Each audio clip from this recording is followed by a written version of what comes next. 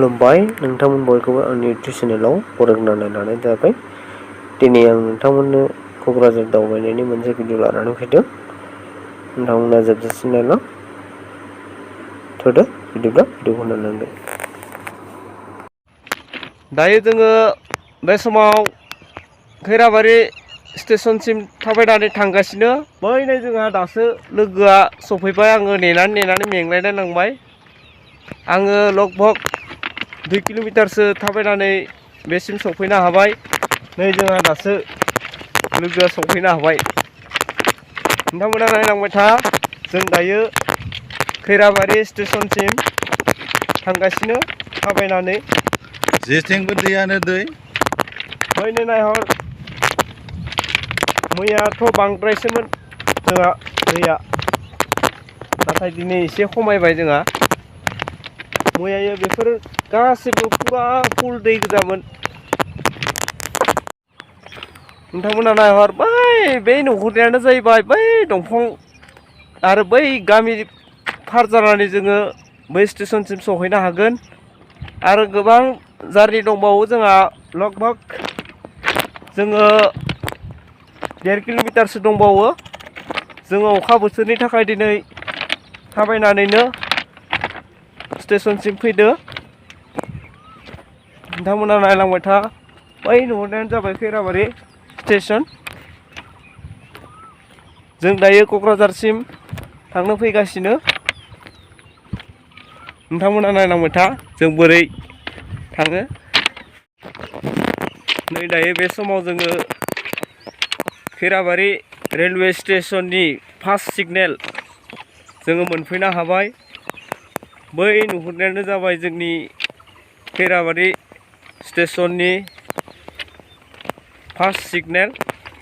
बेनि उनाव आरो गोबां सिगनेल नोंथांमोना नुनो मोनबावगोन। नायलांबाय था नोंथांमोना। आं जेसे हायो दिनैनि क'क्राझारसिम थांनाय जारनिखौ नोंथांमोननो देखायनो नाजागोन। नोंथांमोना नायलांबाय था फारि फारि। फैनानै लोगोआ मेंग्लिजोब्बाय। बिथाङा 2 किल'मिटार 3 किल'मिटार थाबायनाया इजि नङा। मानो होनोब्ला आंथ' थाबायबाय थाखायो। बिथाङासो बांद्राय बिदि थाबायफेराखै नालाय बिथाङा जोबोर मेंबाय जानांगौ।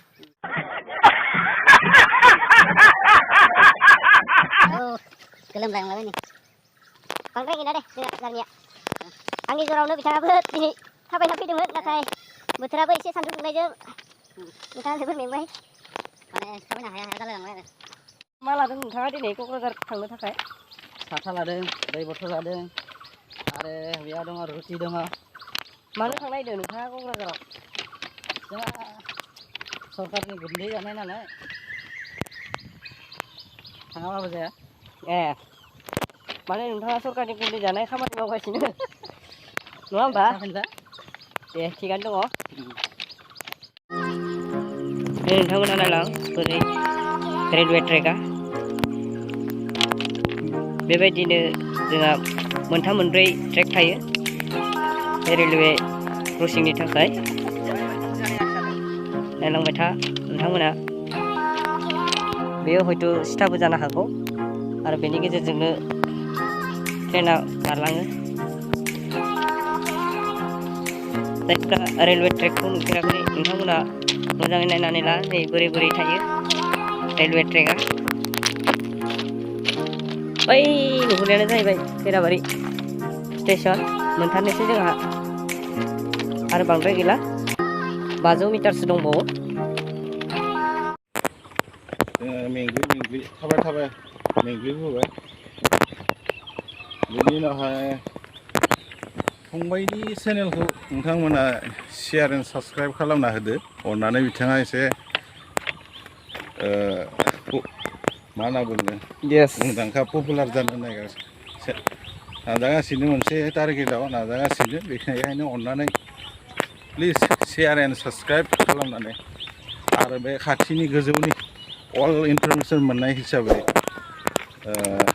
बेलखौ दामना होबानो जाबाय ना। वा बरिया। साबायखर थाबाय नोंथांनिसिम बिब्दि इनफरमेसन होनायनि थाखाय। नंगौ आङो दायो गोदान इउटिउबार बे हिसाबै आंनि जा भिडिअ बेफोरो बांद्राय मोजां जाथ'वाखै आसा खालामो इयुनाव बिदि प्रेक्टिसनि गेजेरजों आंबो सासे राफोद इउटिउबार जानो हागोन बेनि थाखाय नोंथांमोननि हाजासे मदद नांगोन नंगौ नोंथांमोना साबस्क्राइब खालामनानै होयोब्लासो लाइक कमेन्ट होयोब्लासो आंबो थुलुंगा मोनगोन सासे मोजां इउटिउबार जानायाव ओंखायनो नोंथांमोना अननानै हेफाजाब होनांगोन नैबे समाव जोङो खैराबारि रेलवे स्टेशनसिम सफैनो हाबाय दसे समनि उनावनो जोंहा डेकारगाव रङिया पेसेन्जारा सफैनो हासिगोन दिनै एसे लेट दङ जोंहा ट्रेना फ्राय 11:15 जानाय लोगो लोगो बेसिम ट्रेना सफैनो हागोन ओंखायनो जोङो दायो टिकेटखौ दानना लाग्रोनोसै नोंथांमोना नायलांबाय था गोलाव लाइन जादों टिकेट दाननो थाखाय नैबे समाव जोङो रङिया जंसनसिम टिकेट दाननानै लाबाय जोङो साथामनि जोबोर खस्थ'नि गेजेरजों दाननानै लाबाय बांद्राय लाया जोंहा खैराबारि स्टेशननिफ्राय रङिया जंसनसिम 10 रांल' नै दायो जोङो खैराबारि रेलवे स्टेशनाव जिरायनानै दङ बिथांमोनानो जाबाय आंनि लोगोफोर बिथांमोनाबो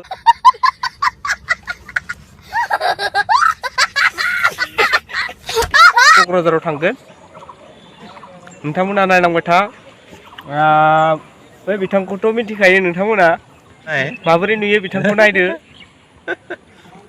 नोंथांमोना कमेन्ट खालामनानै हर बिथांखौ माबायदि नुयो हिनाय हरलाय लांबायलै क'क्राझार थाङै थाङै बिथाङाथ' आरो ओरैबायदि परिश्रम थांलाय फैलाय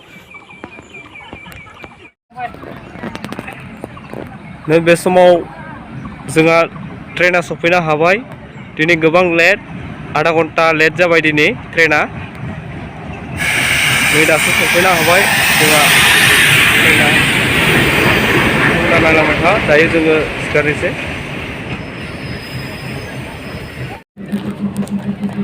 नैबे समाव गाखोनोसै जोङो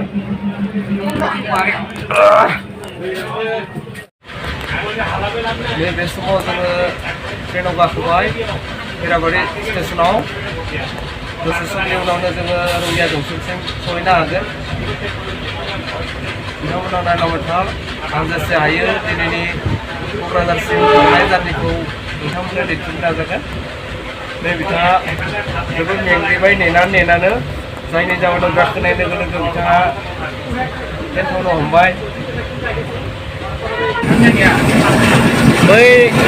नै बेनो जाबाय जोंनि गामि जोबोद दैजों लोमसाजोबदोंमोन मैयायो बेनिफ्रायनो जोङो खैराबारि स्टेशनसिम थाबायनानै थांदोंमोन बे जोंनि गामिनिफ्राय फ्राय जोंहा 3 किल'मिटार जायो जोंहा खैराबारि स्टेशनसिम थेवबो जोङो थाबायनानै थांदोंमोन अखा बोथोरनि थाखाय नोंथांमोना नायलांबाय था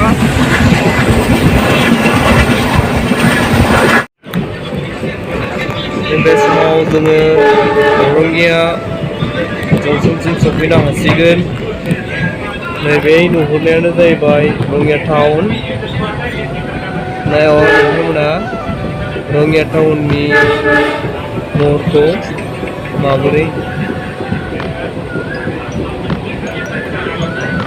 गोजौ गोजौ बिल्डिं नैबेनो जाबाय तामुलपुर रुट रङिया तामुलपुर रुट बाथा नोंथांमोना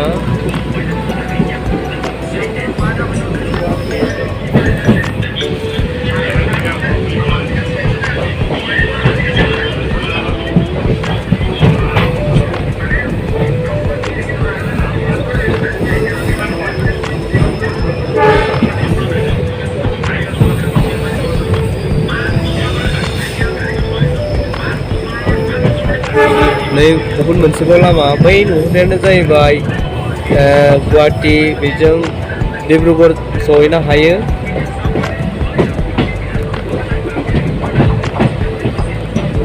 रङिया डिब्रुगड़ रोड रङिया जंक्शनाव जोंहा मोननै लामा जायो। मोनसेया जाहैबाय रङिया टु मरकं सेलेक्ट जानानै डिब्रुगड़ आरो मोनसेया जाहैबाय गुवाहाटी जानानै डिब्रुगड़।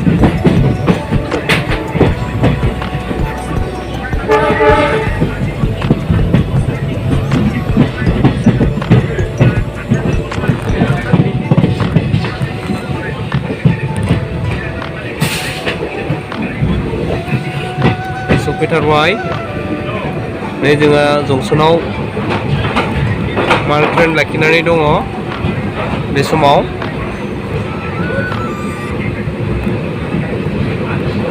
जालांबाय था नोंथांमोना रङिया जंक्शननिखौ जेसे हायो आङो दिन्थिनो नाजागोन नोंथांमोननो।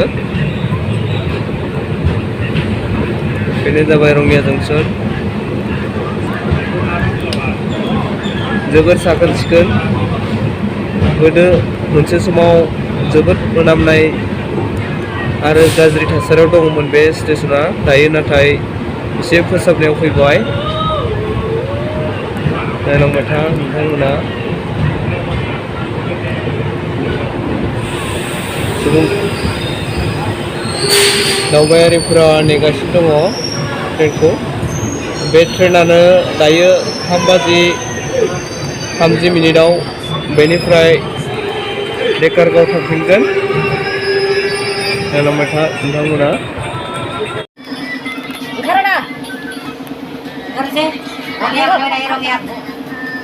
ओंखारनो बारायलांबाय माथो जोंना। बे समाव जों सफैनो हाबाय रङिया जंक्शन। गोबां दावबायारिफोरा बेहाय थुबुर जानानै दङ दा बे समाव। नै जों फैनाय ट्रेना बेनो रङिया डेकारगाव पेसेन्जार। दायो जोङो रङियायाव टिकेट लानो थांगासिनो दङ बे समाव। क'क्राझारसिम डाइरेक्ट टिकेट होआ, बेखायनो जोङो दा बे समाव टिकेट दाना लायनोसै। नोंथांमोना नायलांबाय था। नै दायो बे समाव जोङो रङिया स्टेशननि गुबुन मोनसे टिकेट काउन्टाराव टिकेट दानो फैगासिनो। बेहाय जोंहा एसे सुबुंनि भिर खम जायो, बेनिखायनो जोङो बेहाय सेक्रेटलि जोङो दानो थाखाय फैदों।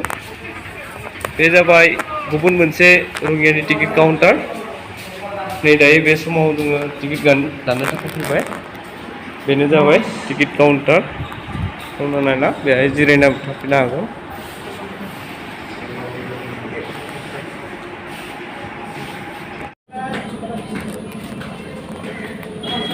नै दायो बे समाव जोङो टिकेट दाननानै लाबाय क'क्राझारसिम थांनायनि। नोंथांमोना बेनो जाबाय रङिया जंक्शननि महर, समायना महर।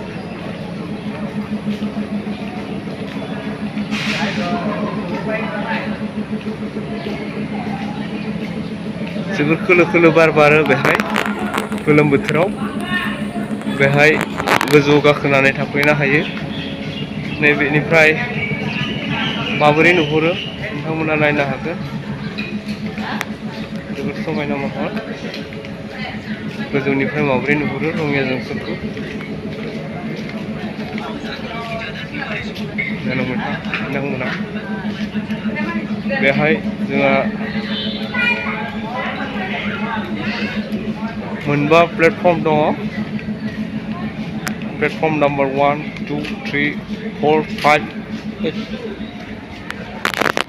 नायलांबाय था नोंथांमोना।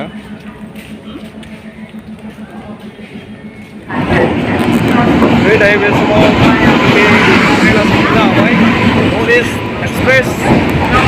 नोंथांमोना नायलांबाय था। दायो जों बे ट्रेनजोंनो गाखोगोन। नायलांबाय था नोंथांमोना। जोङो जोबोद गोबाव नेनांबाय बेहाय। दायो बे ट्रेनजोंनो जोङो बै नुबोनायानो जाहैबाय गोदान बानायबाय थानाय ट्रेन लामा। जोंहा दायो डाबल लाइन जानो थांगासिनो रङिया जंक्शनसिम। बङाइगावनिफ्राय रङिया जंक्शनसिम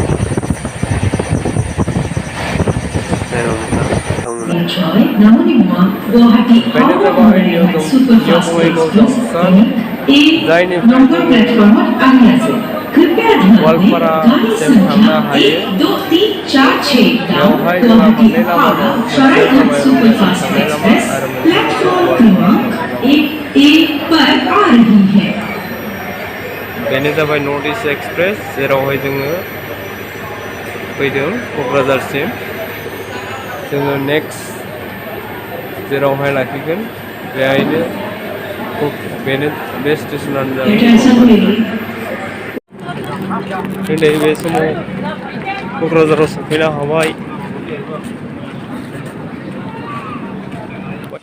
नै बेनो जाबाय क'क्राझार रेलवे स्टेशन जोबोर समायना